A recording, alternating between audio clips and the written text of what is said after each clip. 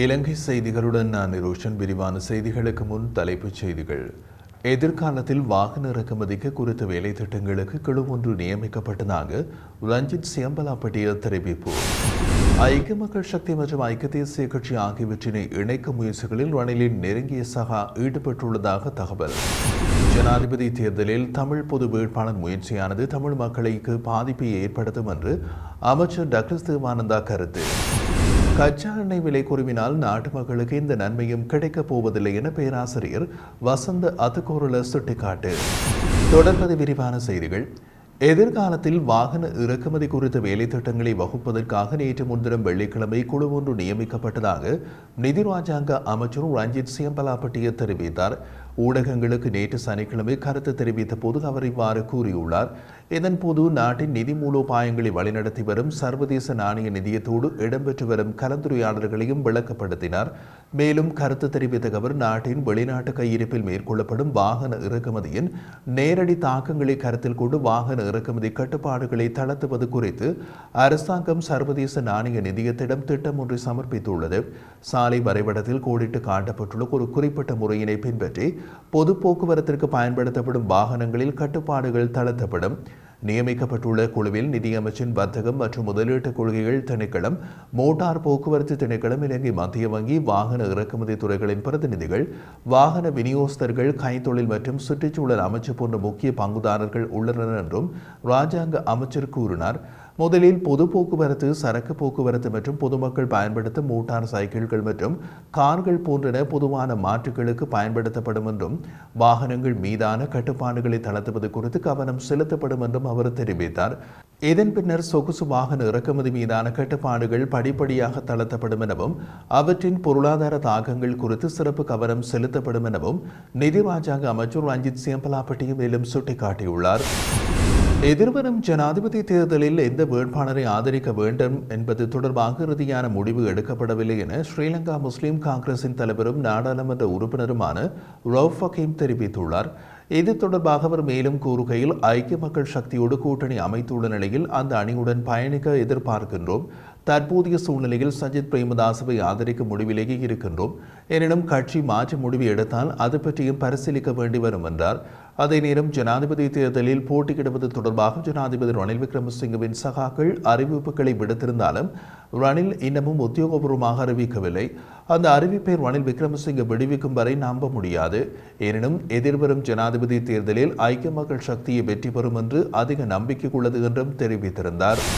தேசிய மக்கள் சக்தியின் தலைவர் அனுருகுமார் திசாநாயக்கவுக்கும் எதிர்க்கட்சித் தலைவர் சஜித் பிரேமதாசவுக்கும் இனி எந்த ஒரு விவாதமும் இல்லை என்று தேசிய மக்கள் சக்தியின் செயற்குழு உறுப்பினர் நலிந்து ஜெயதிச தெரிவித்துள்ளார். சிறுவர்கள் முன் விவாதம் தொடர்பாக பயனற்ற விடயங்களை கூறுவதை நிறுத்த வேண்டும் என்றும் அவர் கூறியுள்ளார். மேலும் கருத்து தெரிவித்த அவர் சஜித் பிரேமதாச அறிவித்தது ஜூன் மாதம் 6ஆம் தேதி தேசிய மக்கள் சக்தி விவாதத்திற்கு ஒப்புக்கொண்டது. ஆனாலும் அதை எதிர்க்கட்சி தலைவர் புறக்கணித்து விட்டார். இதிலிருந்து அவர் ஒரு விவாதத்தை கூட எதிர்கொள்ள முடியாத தலைவர் என்பது மக்களுக்கு தெரிந்திருக்கும். அதனால் இனி எந்த ஒரு விவாதமும் இல்லை. அவரை சிறுவர்கள் முன் விவாதம் குறித்த பயனற்ற விடயங்கள் கூறுவதை நிறுத்துமாறு வலியுறுத்துகின்றோம். இரு தலைவர்களுக்கும் இடையில் ஒரு விவாதத்தை மக்கள் எதிர்பார்க்கின்றார்கள். அது புதிய அரசியல் கலாச்சாரமாக இருக்க வேண்டும் என்றும் அவர் கூறினார். ஜனாதிபதி தேர்தல் நெருங்கி வரும் சூழலில் கூட்டணிகளை அமைக்கும் செயல்பாடுகள் இறுதிக்கட்டத்தை நெருங்கியுள்ளதோடு ஐக்கிய மக்கள் சக்தி மற்றும் தேசிய மக்கள் சக்தி என்பன தமது கூட்டணியை இறுதிப்படுத்திவிட்டது. எதிர்க்கட்சித் தலைவர் சஜித் தரப்போடு நாடாளுமன்ற உறுப்பினர் டலஸ் அழகபெரும உட்பட ஒரு சிலர் இன்னமும் இணையிருப்பதாக தெரிய வருவதோடு தேசிய மக்கள் சக்திக்கு பல்வேறு அமைப்புகளும் தொழிற்சங்கங்களும் ஆதரவு அளித்து வருகின்றன. அரசியல் கட்சிகளை தமது கூட்டணிக்குள் உள்வாங்கும் எண்ணம் இல்லை என தேசிய மக்கள் சக்தி அறிவித்துள்ளதால் அந்த கட்சியுடன் கூட்டணியை அமைக்க எந்த ஒரு அரசியல் கட்சியும் பேச்சுக்களில் ஈடுபடுவதில்லை. இந்த நிலையில் கருத்து கணிப்புகளின் பிரகாரம் தேசிய மக்கள் சக்தியின் வேட்பாளர் அனுருகுமார் திசாநாயக்க முன்னிலையில் இருப்பதால் அவரை தோற்கடிக்க வேண்டுமாயின் ஜனாதிபதி ரணில் விக்ரமசிங்கவும் சஜித் பிரேமதாசவும் ஓரணியில் இணைய வேண்டும் என ஐக்கிய தேசிய கட்சி மற்றும் ஐக்கிய மக்கள் சக்திக்குள் ஒரு தரப்பினர் செயல்பட்டு வருகிறார்கள்.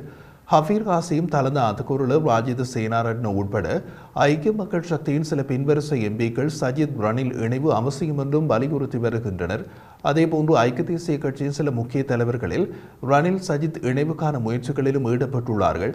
ரணிலின் நெருங்கிய சகாவான மலிக் சமரவிக்ரம அண்மை காலமாக பொதுவெளியின் நிகழ்வுகளில் கலந்து கொள்ளவில்லை.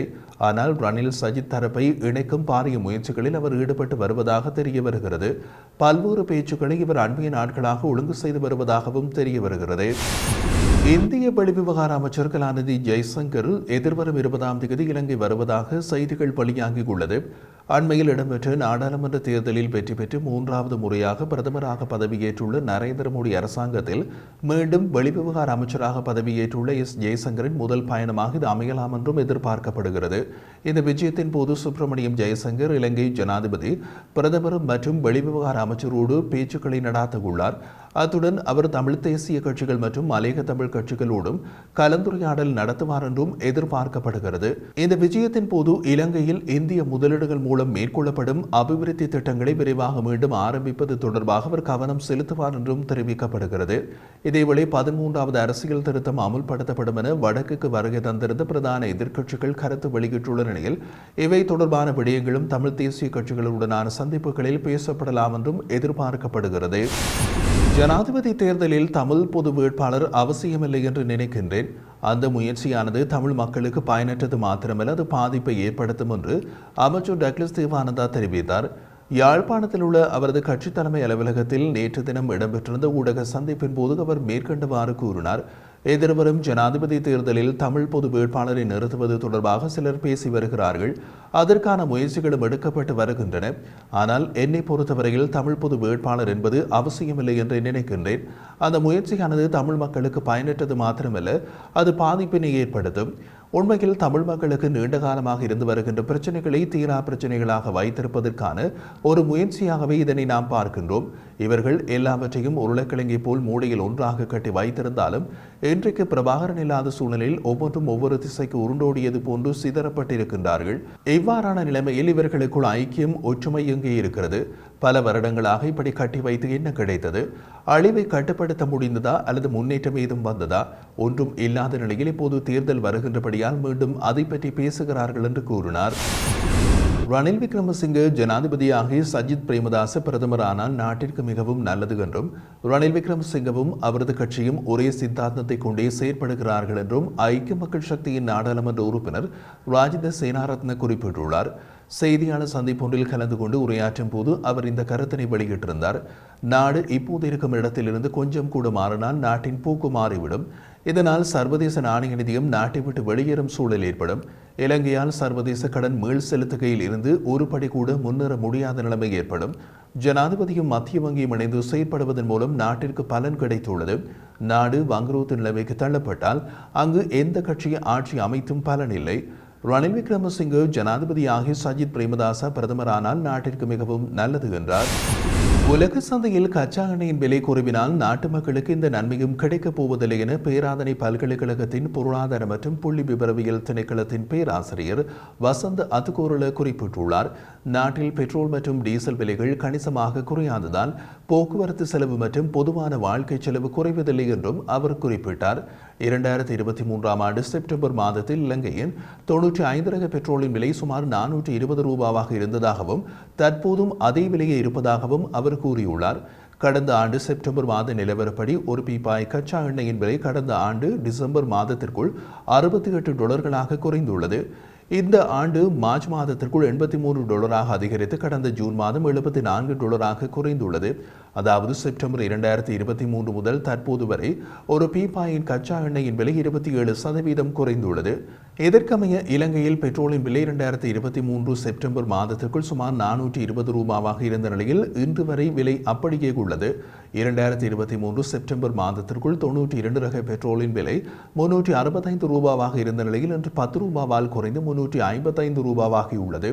அதாவது லங்கா ஆட்டோ டீசல் லீட்டர் ஒன்றின் விலை கடந்த வருடம் செப்டம்பர் மாதத்திற்குள் 351 ரூபாவாக இருந்த நிலையில் இன்று 11% 317 ரூபாவாக குறைந்துள்ளது. கடந்த வருடம் செப்டம்பர் மாதம் வரை லங்கா சூப்பர் டீசல் லீட்டர் ஒன்றின் விலை 421 ரூபாவாக இருந்த நிலையில் இன்று ஒரு லீட்டரின் விலை 377 ரூபாவாகும். அதாவது 12% அது குறைந்துள்ளது என்றும் அவர் தெரிவித்துள்ளார்.